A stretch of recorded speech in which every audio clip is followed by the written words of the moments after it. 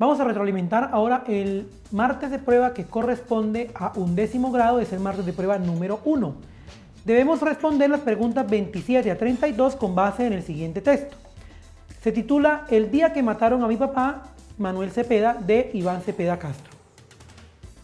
A pesar de que sabíamos que iba a ocurrir, nada fue premonitorio la mañana del 9 de agosto de 1994, en la que militares y paramilitares asesinaron a mi padre. Él salió como siempre, afanado por llegar puntual a un debate en el Congreso. Él iba a cumplir una cita con la paz. Se discutiría en el Senado la ratificación del Protocolo 2 adicional a los convenios de Ginebra. Mi padre creía significativo que Colombia adoptara los instrumentos del derecho internacional humanitario. No pudo llegar a esa discusión.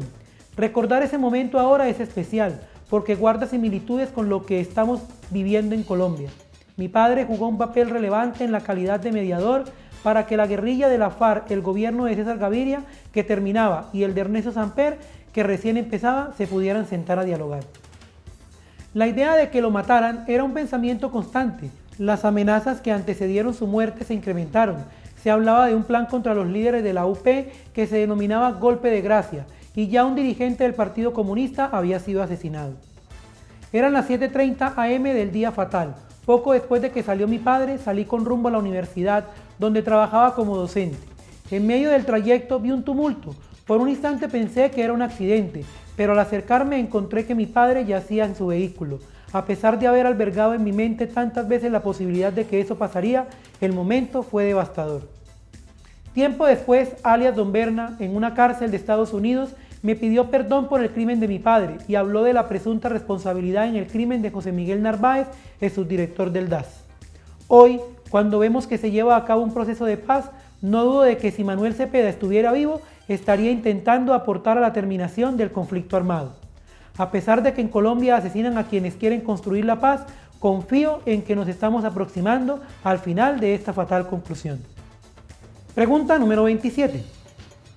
Es posible inferir que la época a la que se refiere el texto se caracterizó por A. Ser un periodo convulso en el que grupos paramilitares aniquilaron a representantes políticos de izquierda. B. Asumir políticas externas como modelos cuya aplicabilidad a la nación era viable pero discutible.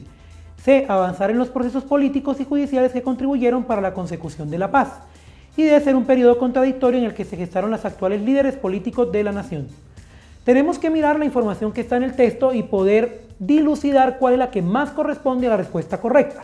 Comencemos por descartar las que están lejos de ser correctas. La C es la opción absurda, avanzar en los procesos políticos y judiciales que contribuyeron para la consecución de la paz. Primero, ni la paz se ha conseguido, ni esos procesos se estaban dando en ese momento, en 1994, tal como Iván Cepeda lo está describiendo en el texto en el que narra la muerte de su padre. Entonces descartamos la opción C. La opción B, asumir políticas externas como modelos cuya aplicabilidad a la nación era viable pero discutible. Es cierto que en el Congreso de la República, antes de que mataran a su padre, él iba a discutir sobre justamente esos temas, aplicar los protocolos de Ginebra a los derechos humanos y a los procesos de paz que se iban a gestar en Colombia de ahí para el futuro y que no pudo llegar a ese debate. Sin embargo, no concluye que inferir la época a la que se refiere el texto está caracterizado por eso, porque era un momento puntual dentro de las discusiones cuando lo asesinaron, mientras que la A es una opción mucho más general que abarca de una manera más significativa el tiempo cuando dice ser un periodo convulso en el que grupos paramilitares aniquilaron a representantes políticos de izquierda. Hay varios elementos en el texto que nos permiten inferir esto. Primero, el asesinato de un líder comunista pocos días antes de la muerte del señor Cepeda. Otro elemento también que podemos decir es el hecho de que se estaban aniquilando y que había un plan que se llamaba golpe de gracia para asesinar a los dirigentes o a los partidarios del Partido de la Unión Patriótica, conocido y señalado en el texto como la UP. Un tercer elemento es el hecho de las amenazas que el padre Iván Cepeda estaba recibiendo.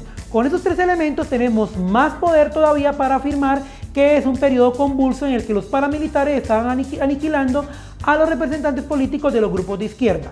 Por esa razón entonces la respuesta correcta es la opción A.